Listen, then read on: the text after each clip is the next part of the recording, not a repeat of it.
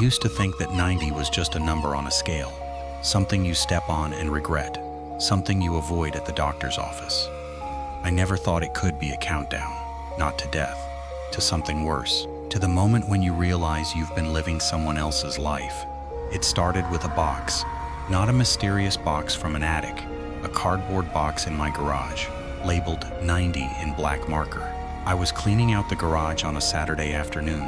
The box was behind the water heater, covered in dust. I didn't remember putting it there. I opened it. Inside were letters, dozens of them, all addressed to me, all unopened. The postmarks were from the same date, 90 years ago. 90 years ago, I wasn't born. My parents weren't born. My grandparents weren't born. But the letters were addressed to me, my name, my address. The stamp was a penny. The paper was yellowed and brittle. I opened the first letter. The handwriting was elegant, old-fashioned. It said, "Dear you." If you're reading this, the box, you've opened the door. You've taken the first step. Now there are 90 more. Don't stop. Don't turn back. The number is the path, and the path is the only way home. I opened the second letter, same handwriting. Day 1. You're reading this on day 1. You have 90 days. 90 days to remember. 90 days to forget. 90 days to choose. I opened the third letter. Day 2. You're already forgetting, not the letters. The life you lived before the box. The life that wasn't yours. The life you borrowed. I put the letters down. My hands were shaking. I didn't understand, but I felt it. A hollow, a space in my chest where something used to be. I tried to remember my childhood. I could see flashes, a yellow bike, a dog named Buddy, a treehouse in the backyard.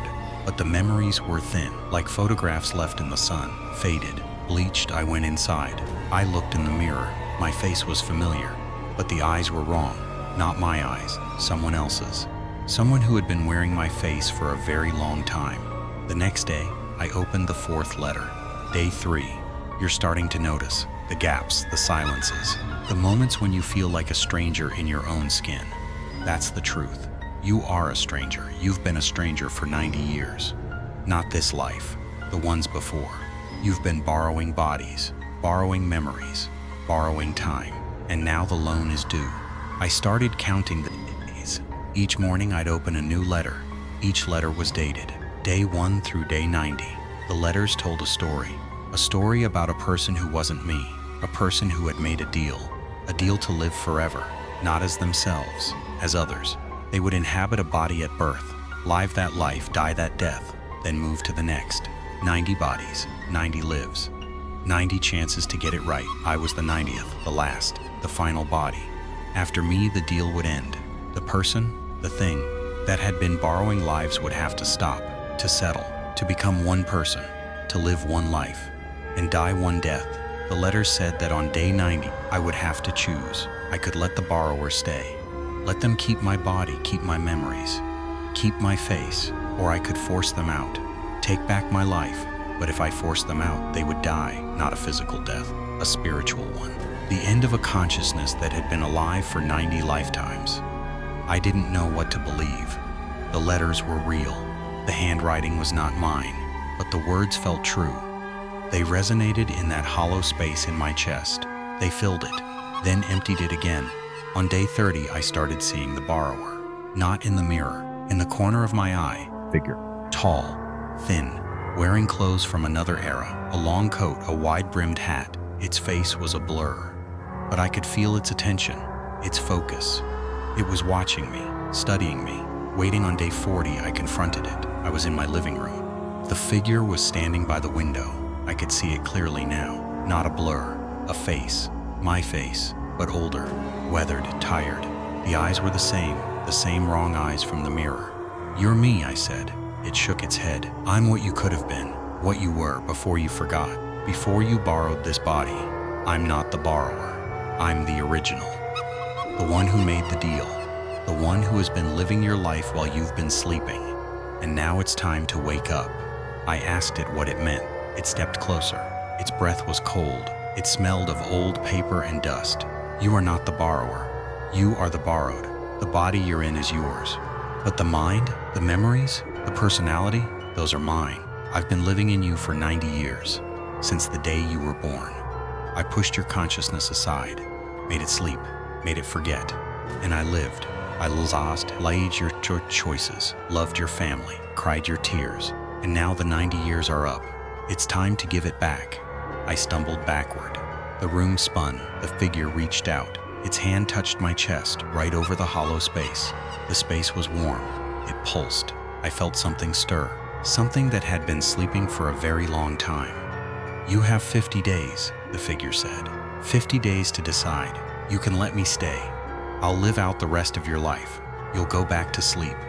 You won't feel a thing, or you can wake up. Take back your body, your memories, yourself. But if you wake up, I'll die. And you'll have to live with that. With the knowledge that you killed a version of yourself. A version that loved your family, that held your children, that wept at your mother's funeral. I am you, and you are me, and only one of us can stay. It faded. The room was empty. I stood there for a long time. The hollow space in my chest was no longer hollow. It was full of memories that weren't mine. A childhood in a different century. A marriage to a woman I'd never met. Children I'd never held. Wars I'd never fought. Deaths I'd never died. They flooded into me, overwhelmed me. I fell to my knees. I wept. I opened the next letter. Day 41. The memories are returning. The ones you borrowed, the ones you lived, the ones you forgot. They're not yours, but they feel like yours. That's the mercy. That's the curse. You get to feel what it was like to be someone else, to live someone else's life, to love someone else's family, and then you have to give it all back. Day 42. The borrower is afraid, not of dying, of being forgotten, of having no one to remember the 90 lives they lived, the 90 loves they loved, the 90 deaths they died. They want you to remember, to carry their memories, to keep them alive, even if you force them out. Day 43.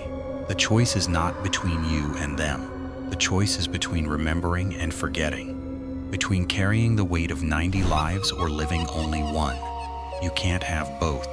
I stopped reading the letters. I didn't need them anymore. The memories were coming faster now, not just from the borrower, from me, the real me, the one who had been sleeping. I remembered my own childhood, my own parents, my own first kiss. They were different from the borrower's memories, but they were mine. They were real. They were true. On day 80, the figure appeared again. It was weaker now. Its face was gaunt. Its hands were trembling. You've been remembering, it said. Your memories, not mine. They're pushing me out. Every memory you reclaim is a piece of me that fades. I have 10 days left. 10 days before I'm gone, before you're fully awake, before I'm fully forgotten. I asked it what it wanted. It looked at me with my eyes, the eyes that were finally becoming my own. I want you to remember me, it said.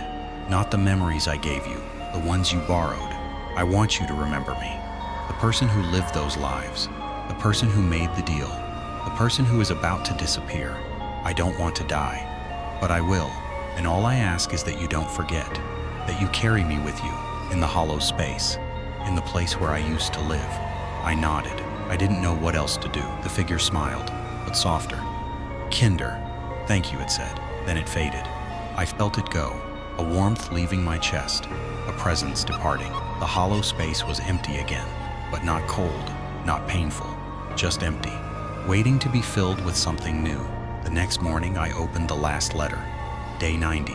The letter was blank, but written in the corner, in tiny script, was a single word: remember.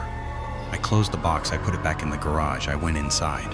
I looked in the mirror. My eyes were mine, not the borrower's, not the figure's, mine. I saw my face, my scars, my wrinkles, my life. But behind my reflection, I saw something else.